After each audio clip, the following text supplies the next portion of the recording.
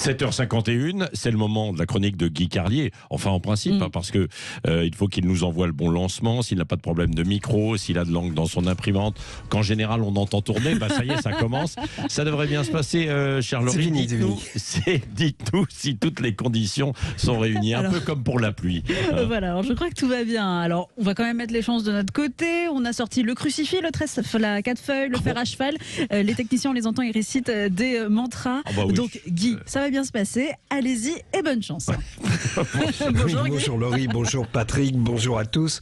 Je ne relèverai pas ce lancement sarcastique qui nous a fait perdre une trentaine de secondes alors que le temps qui m'est imparti est déjà trop court. Oui. Venons-en tout de suite au thème de cette chronique, comment combattre une actualité particulièrement déprimante ce matin. Car j'ai écouté votre premier journal à 5h, Laurie, pour y trouver une idée cocasse de chronique, mais j'ai très vite déchanté, j'ai très vite compris que l'actualité du jour n'était pas vraiment propice à la déconne. Pour vous donner une idée de l'ambiance, il y a davantage de gaieté et de joie de vivre dans un film d'Ingmar Bergman où, dans la demi-obscurité d'un soir de novembre, une femme dépressive écarte le lourd rideau d'un salon aux tentures pesantes et aux chandeliers de bronze en murmurant d'une voix lasse: c'est le vent de Norvège qui souffle sur la forêt.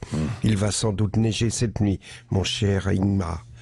Oui, parce que l'actualité, vous venez d'en parler, Patrick, c'est 31 jours sans pluie, c'est le conflit ukrainien, les discours Poutine, Biden, qui nous préparent tranquillou, une troisième guerre mondiale, c'est l'affaire Palmade, de plus en plus sordide.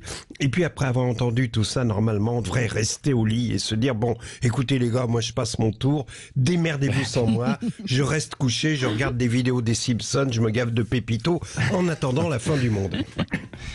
Pardon.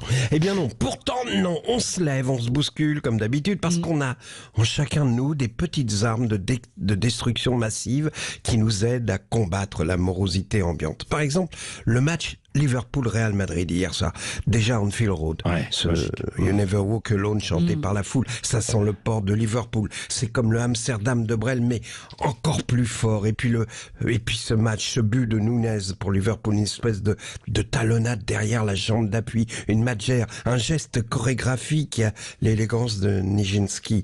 Et la clameur évidemment d'Anfield, dans le port de Liverpool, il y a des marins qui chantent, et puis ce deuxième but anglais et les dockers chavirent.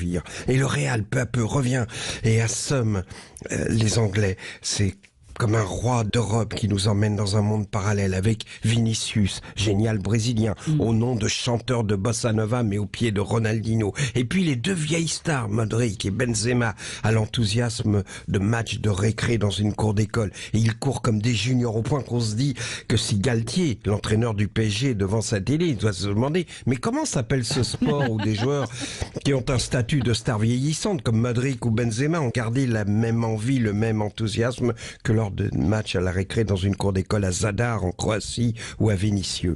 C'est tellement différent du jeu que pratique l'équipe de Galtier où les deux vieilles stars semblent s'ennuyer, marchent pendant 1h30 sur les conseils de leur médecin afin d'éviter les problèmes cardiovasculaires de la sédentarité. Alors oui, il y a dans les valeurs de ce Liverpool Real tout ce qui peut nous donner la force de nous lever ce matin et de nous battre pour un monde meilleur comme les photos que m'a envoyé Laurie ce matin. Sur l'une d'elles, un de ses chats fait l'acrobate sur le bras d'un canapé et sur l'autre, un pont de Paris tout simple sous le soleil. Et Laurie, c'est idiot, elle m'écrit ce rayon de soleil me rend heureuse. Bien sûr que non, c'est pas idiot. Et je plains ceux qui parlent de bisounours car ils ne possèdent pas les armes de destruction massive dont je parlais contre le drame et la morosité. Voilà pourquoi ce matin, un match de foot et 2 photos m'ont donné envie de chanter. Il y a de la joie.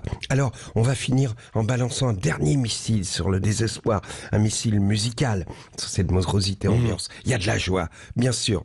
Vous la connaissez, la chanson. Écoutez bien l'intro de Cuivre.